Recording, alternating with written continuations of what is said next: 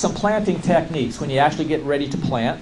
You can just random sow. You can just put your seed in there. You don't have to keep them in rows, especially if you have a raised bed and you're not going to be walking in there. You can, like radishes or whatever, you can just put your seeds wherever in there.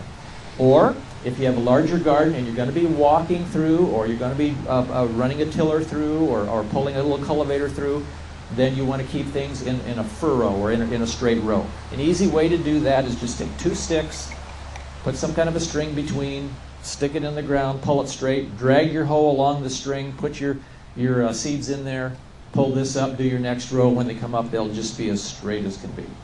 That's what we always did when I was a kid. My mom always, wind up that string. Don't twist that string. Save that. We need that next year. So I thought I'd never have one of those when I grow up. So there's mine.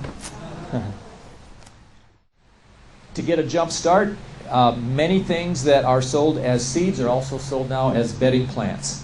You can start your own. It's almost too late to start your own seeds inside because they should have been started probably 6 weeks ago.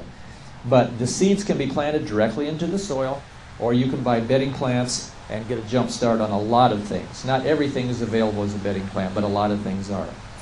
What I like to do with my garden, especially because it's so sandy, and I have put all kinds of organic matter in that soil. You can't overdo organic matter in either clay or in sand. Just anything you get. Don't use bark, don't use wood chips, don't use sticks, but leaves, even pine needles are okay.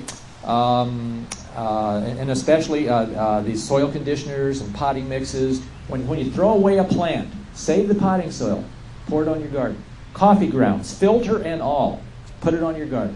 If you don't like to look at it, dig a little hole and stick it in there. It won't be long, it'll be gone.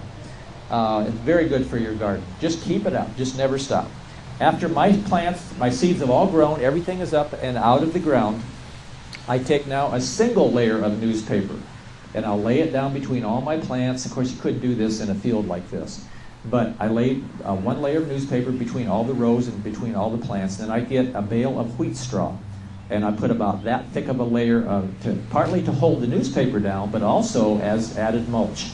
And I also, for watering, I run a soaker hose. Spraying, you lose a lot of water through evaporation. So I use a soaker hose and just zigzag it up and down the rows. Then I put my newspaper down, or sometimes I put the hose on top of the newspaper. It doesn't matter.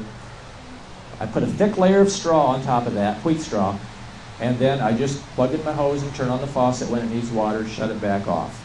And for the most part, that takes care of it. Occasionally, there'll be a plant that's a little too far from the hose, and I'll use a soaker hose, and I'll use the regular hose on that, or pour a sprinkling can of water on that. But that thick layer of wheat straw and that layer of newspaper that I put on last summer, this spring was all gone.